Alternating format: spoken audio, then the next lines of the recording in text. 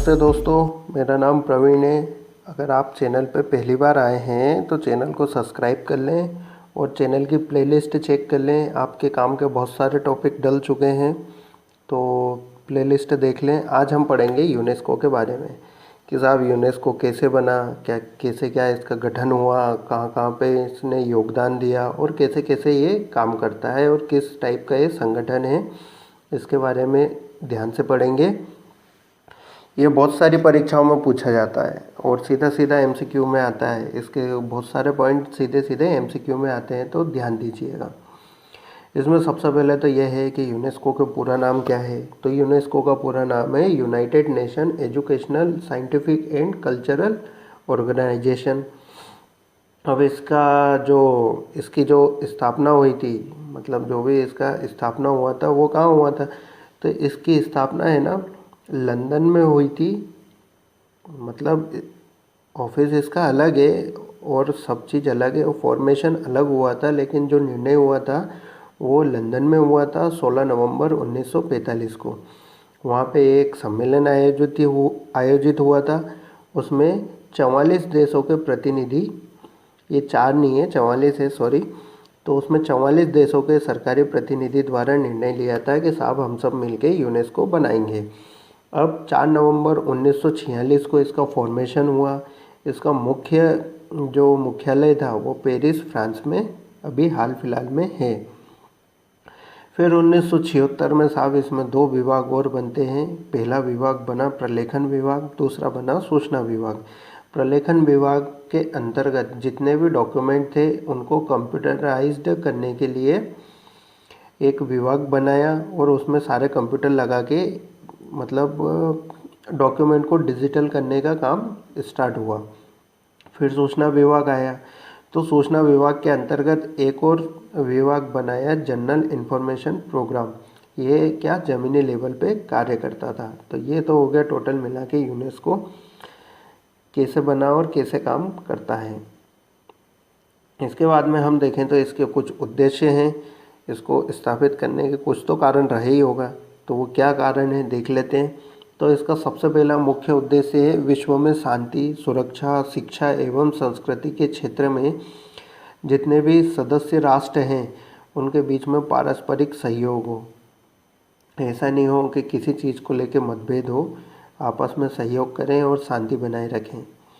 इसके अब सभी स्तर, चाहे वह प्री हो या माध्यमिक हो या हायर एजुकेशन हो, सभी का विकास हो, अंतर्राष्ट्रीय सद्भावना बने, ऐसा इसका उद्देश्य था। राष्ट्र को विकसित करना और नए देशों पर फोकस। अब टोटल मिला के जितने भी सदस्य राष्ट्र हैं, खास तौर पे विकसित देश मतलब जैसे हमारा भारत है और बाकी के कुछ ब्राज़ील हुआ, टर्की हुआ, तो ये सब क्या विकसित देश है, मतलब विकासशील देश हैं, विकसित नहीं है, सॉरी गलती हो गई थी मुझसे, विकासशील देश हैं। तो विकसित देशों की श्रेणी में जो देश नहीं आते हैं उन पे, और जो नए नए देश जो नए स्वतंत्र हुए हैं या नया देश बना है उस पे इसका ज़्यादा फोकस रहता है। अब इसमें और चीज़ भी शामिल है, जैसे विज्ञान एवं सामाजिक विज्ञान के क्षेत्र में शैक्षणिक प्रगति, जो भी इनकी स्टडी होती है उससे रिलेटेड कार्य। फिर शैक्षणिक एवं सांस्कृतिक उद्देश्यों की पूर्ति के लिए अंतर्राष्ट्रीय स्तर पर आदान प्रदान, सहयोग और ग्रंथों का विनिमय सब इसी के द्वारा किया जाता है। अब शिक्षा विज्ञान में सांस्कृतिक प्रलेखन वितरण के रूप में, तो भैया जो भी शिक्षा विज्ञान है, जो भी संस्कृति से रिलेटेड है, हम नहीं देखते यूनेस्को स्थल घोषित करते हैं, तो वो सब है ना सांस्कृतिक और कल्चर से जो भी रिलेटेड होता है उसमें ये क्या वितरण केंद्र के रूप में कार्य करता है और सभी देशों में उस चीज़ का प्रचार करता है। जैसे कि हमारा भीमबेटिका हो गया, तो भीमबेटिका के बारे में दुनिया के सभी लोग यूनेस्को के कारण ही जानते हैं, क्योंकि उसने वर्ल्ड हेरिटेज बनाया और सब दूर इस चीज़ का प्रचार किया। तो इतने तो इसके उद्देश्य हो गए। इसके बाद में दोस्तों ये मेरा टेलीग्राम ग्रुप है, इसको ज्वाइन कीजिएगा। इसमें आपको न्यूज़पेपर के PDF, नॉवेल्स और वीडियो के नोटिफिकेशन और MCQ संबंधी जानकारी आसानी से और जल्दी मिल सकेगी। ये मेरा ईमेल एड्रेस, इसको ज्वाइन कीजिएगा। अगर आपको किसी भी प्रकार का डाउट है तो आप मेल कर सकते हैं, मैं आपका आंसर दूंगा। इसमें हम अगर आगे देखें तो इसका संगठन देख लेते हैं। तो इसका वर्तमान में 158 सदस्य राज्य हैं, जिसमें 2 सहायक सदस्य राष्ट्र हैं। अब इसके मुख्य अंग देख लेते हैं। तो इसमें एक होती है साधारण सभा। साधारण सभा में क्या होता है कि 158 राष्ट्र के जो प्रमुख होते हैं वो लोग बैठते हैं। एक साल में 2 बार इसका अधिवेशन होता है और इसमें यूनेस्को की जो भी नीतियाँ बनती है उनका निर्धारण होता है कि साहब कैसी नीति बननी चाहिए और क्या क्या होना चाहिए। फिर इसमें आता है कार्यकारी बोर्ड। अब कार्यकारी बोर्ड के जो सदस्य हैं वो आम सभा में से ही चुने जाते हैं। सॉरी, ये साधारण सभा से ही चुने जाते हैं और इसमें आते हैं। इसमें आने के बाद में वो क्या करते हैं, नीतियाँ बनाते हैं और उनको जो भी नीति यहाँ पे बनी थी उनको क्रियान्वित यहाँ पे करते हैं वो लोग। इसके बाद में होता है सचिवालय। इसका एक प्रमुख महानिदेशक होता है।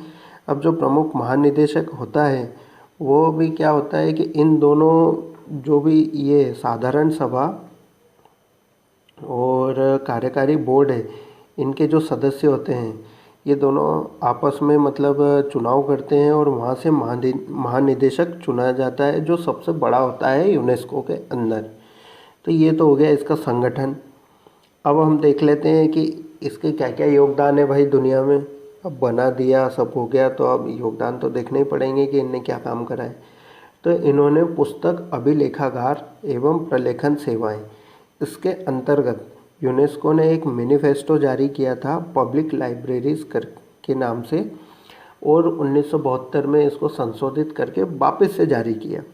तो ये MCQ है, बहुत अच्छा है, इस पर ध्यान रखना कि यूनेस्को का पब्लिक लाइब्रेरीज मैनिफेस्टो कब जारी किया गया था, ऐसा करके। फिर इसके कुछ महत्वपूर्ण बिंदु हैं साहब इस मैनिफेस्टो के। तो इस मैनिफेस्टो द्वारा ही 1951 में भारत सरकार के सहयोग से दिल्ली सार्वजनिक पुस्तकालय की स्थापना हुई और 1954 में मेडलिन सार्वजनिक पुस्तकालय, जो हमारे देश में न होकर विदेश में है, वहाँ पे इसकी स्थापना हुई। फिर 1959 में जो नाइजीरिया करके देश है वहाँ पर क्षेत्रीय पुस्तकालय की स्थापना हुई।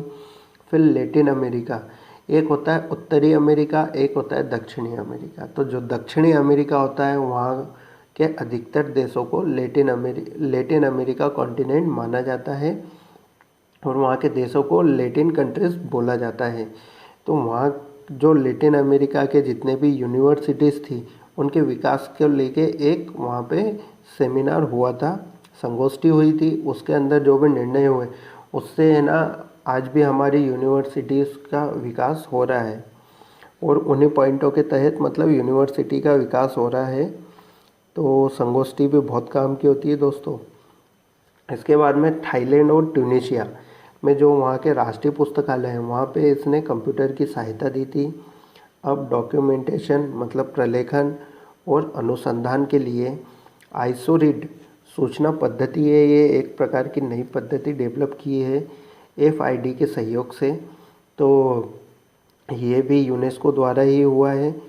फिर international council of scientific union के सहयोग से यूनिसिस्ट योजना का शुभारंभ किया है। यूनिसिस्ट योजना क्या है? यूनिसिस्ट योजना यह आपके जो 2 विभाग पहले मैंने बताए थे ना कि एक तो प्रलेखन विभाग हुआ था और एक सूचना प्रौद्योगिकी वाला हुआ था। तो ये प्रलेखन विभाग के अंतर्गत कार्य करता है, जिसमें यूनिसिस्ट योजना में डॉक्यूमेंट का डिजिटलीकरण होता है। अब इसके बाद में हम अगला पॉइंट देखते हैं।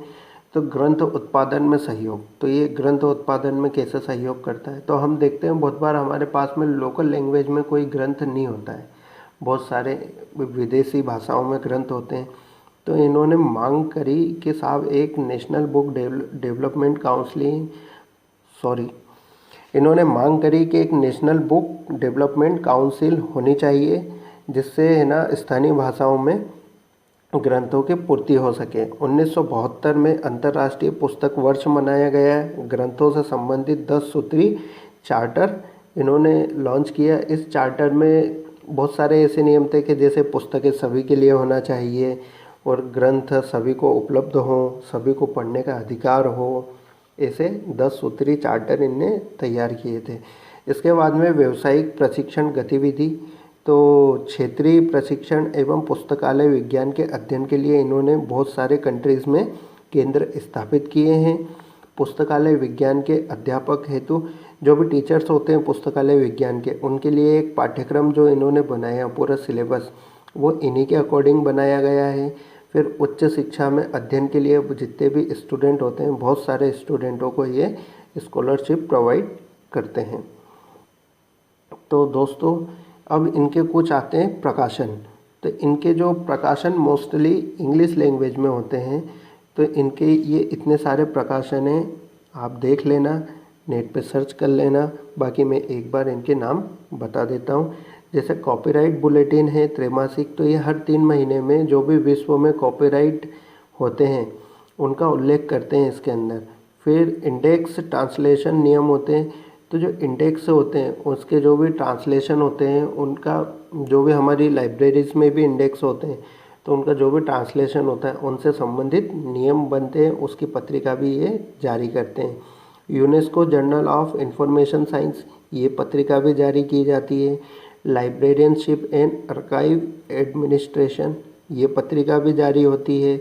Directory of educational documentation and information services, ये पत्रिका भी जारी होती है और सभी मासिक पत्रिकाएं हैं। फिर World Guide to Library Schools and Courses in Documentation, यह ईयरली है शायद, मुझे कंफर्म नहीं है, मैं देख के आपको बाद में अपडेट कर दूंगा। फिर इसके बाद में UNISIST reference manual for machine readable description of research project and institution, तो ये भी एक रिपोर्ट है। यूनिसिस्ट न्यूज़लेटर, यह भी एक रिपोर्ट है जो कि मासिक है। इन्फॉर्मेटिक्स, यह भी एक मासिक रिपोर्ट है। तो दोस्तों ये था यूनेस्को के बारे में, जितना था मेरे हिसाब से बेस्ट है। ये देख लेना, आपकी एग्ज़ाम में सीधे सीधे इससे MCQ आएंगे। तो पढ़ते रहिए, घर पे रहिए, स्वस्थ रहिए और पढ़ाई करते रहिए। धन्यवाद। चैनल को लाइक करें, सब्सक्राइब करें। जय हिंद, जय भारत।